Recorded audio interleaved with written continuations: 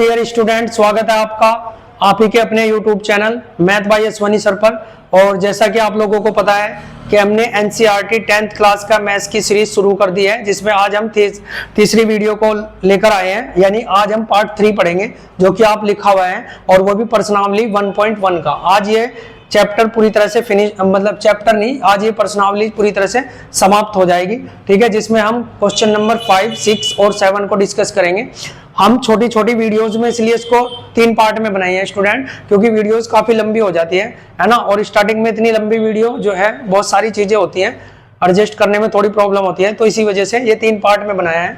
और आगे से कोशिश की जाएगी कि कम से कम समय में आपको ज्यादा से ज्यादा कंटेंट दिया जा सके। तो आज इस वीडियो को हम इस वीडियो के माध्यम से इस प्रश्नावली को फिनिश करने जा रहे हैं।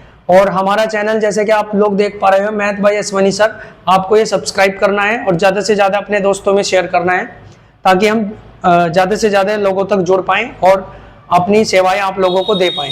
तो पहला क्वेश्चन हम यहाँ से शुरू करेंगे आज, क्वेश्चन नंबर 5, जिसमें लिखा हुआ है कि जांच कीजिए क्या किसी प्राकृतिक संख्या n के लिए संख्या 6n अंक 0 पर, ये क्या है, 0 पर समाप्त हो सकता है।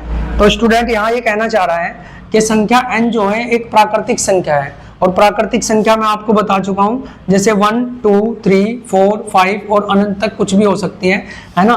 तो 6 की पावर जो है, इनमें से कोई सी एक है, तो क्या ये 0 पे समाप्त हो सकता है। ठीक है, तो अगर मैं इसकी हल की बात करूं तो आप समझना जरा, 6n को हमें 0 पे समाप्त करना है। अगर होगा तो ठीक है, नहीं होगा तो वो भी देख लेंगे अभी। ठीक है, तो अगर मैं यहाँ पर देखता हूँ, अगर मैं इसका फैक्टर करूँ तो ये 2 × 3 की पावर n हो सकता है।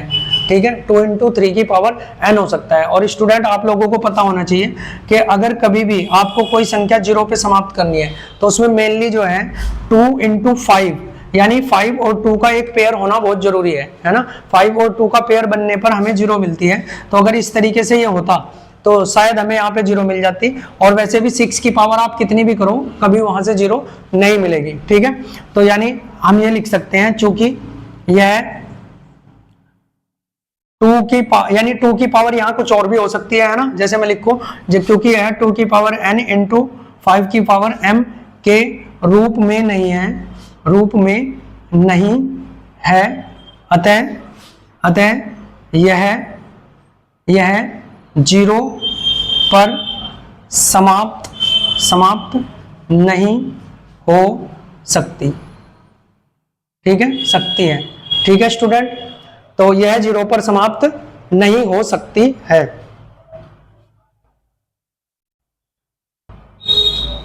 तो स्टूडेंट नेक्स्ट क्वेश्चन हम यहाँ पे देखते हैं, क्वेश्चन नंबर 6, जिसमें क्या लिखा हुआ है, व्याख्या कीजिए कि 7 × 11 × 13 + 13 और 7 × 6 × 5 × 4 × 3 × 2 × 1 + 5 भाज्य संख्याएं हैं, क्यों हैं। ये सिद्ध करना है भाज्य संख्याएं क्यों हैं।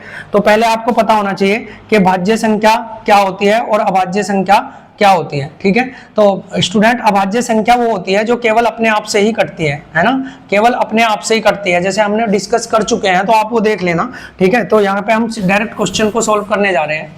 तो अगर मैं इसकी बात करूं तो ये 2 पार्ट में है, देखो, एक ये है और एक ये है। ठीक है, तो इसकी अलग से बात करता हूं। जैसे मैं इसकी बात करूं, पहले 7 × 11 × 13 + 13, ठीक है, ये है ना।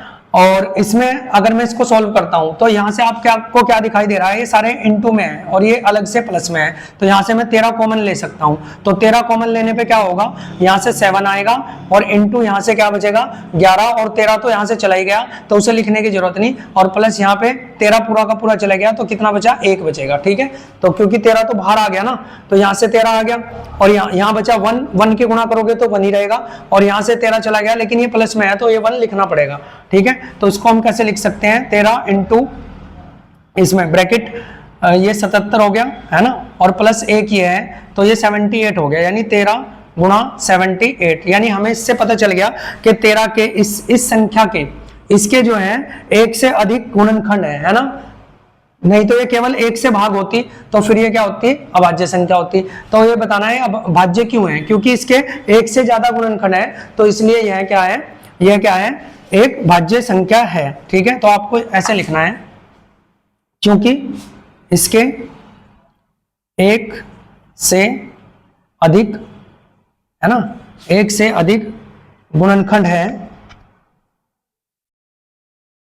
ना, गुणनखंड है, अतः यह भाज्य संख्या है। ठीक है, इस तरीके से हमें करना है। उसके बाद अगर मैं बात इसकी करता हूं सेकंड की, है ना, तो इसमें भी क्या है 7 into 6 into 5 into 4 into 3 into 2 into 1 plus 5। ठीक है, तो यहां से आपने देखा कि ये सब इंटू में है और ये 5 अलग से है, तो देन ये 5 और ये 5, क्योंकि उधर 5 ही है ना, तो हम यहाँ से 5 कॉमन ले सकते हैं। तो अगर 5 आप कॉमन लेते हो तो क्या आएगा, ये 7 into 6 into 4 into 3 into 2 into 1 वहीं पे रहेगा, क्योंकि 5 तो कॉमन आ गया, और प्लस यहाँ पे क्या बचेगा, 1 बचेगा।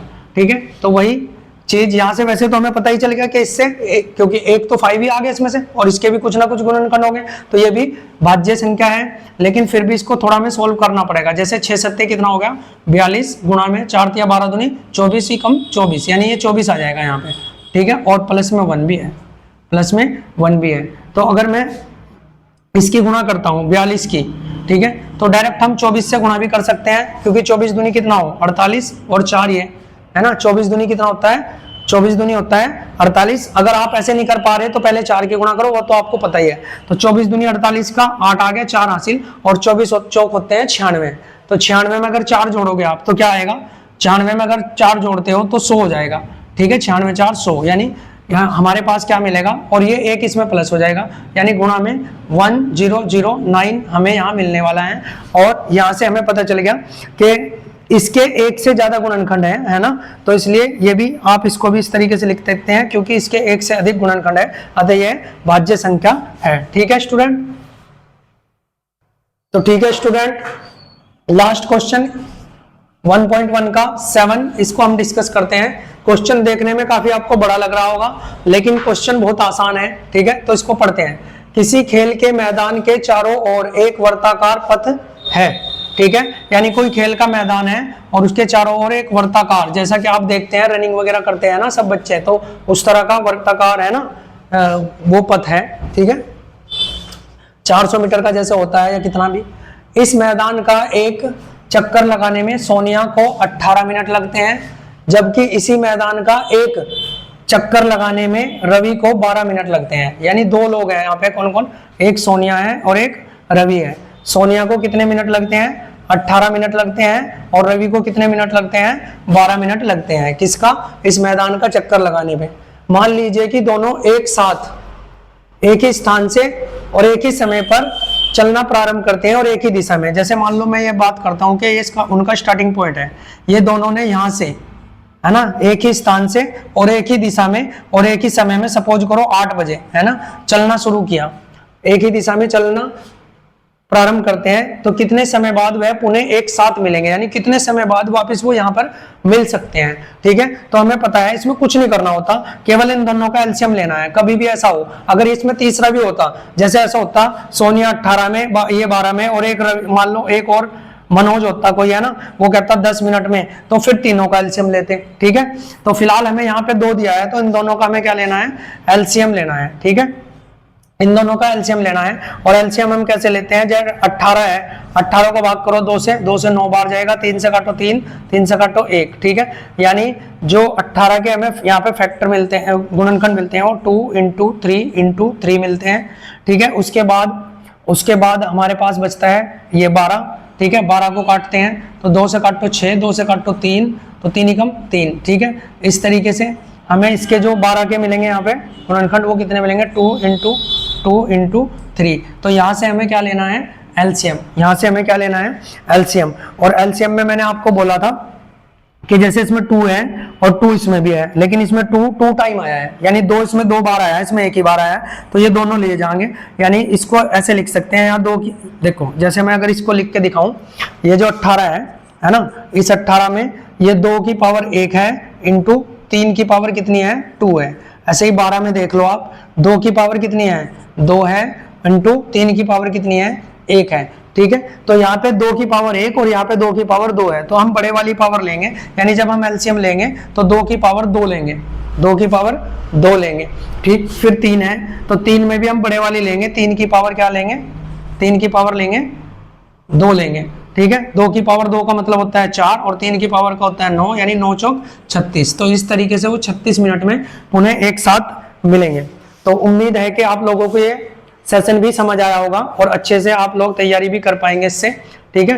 तो स्टूडेंट, इसी के साथ हमारी प्रश्नावली 1.1 समाप्त होती है। अब हम प्रश्नावली 1.2 में आपको फिर से जल्द ही मिलेंगे, ठीक है। तब तक आप इस चीज़ों की प्रैक्टिस करते रहिए और सबके नोट्स बना लीजिए, ताकि एग्जाम में आपको अच्छे से तैयारी कर, एग्जाम के समय से पहले आपको तैयारी करने का पूरा मौका मिल जाए। और एग्जाम से पहले तो हम आपका सिलेबस यहाँ पे कवर करा ही देंगे। तो आप वीडियो को ज़्यादा से ज़्यादा शेयर करें और ज़्यादा से ज़्यादा कमेंट करके बताया करें कि वीडियो आप लोगों को कैसी लगी है। तो ठीक है student, thank you for watching. मिलते हैं नेक्स्ट वीडियो में, जब तक के लिए धन्यवाद।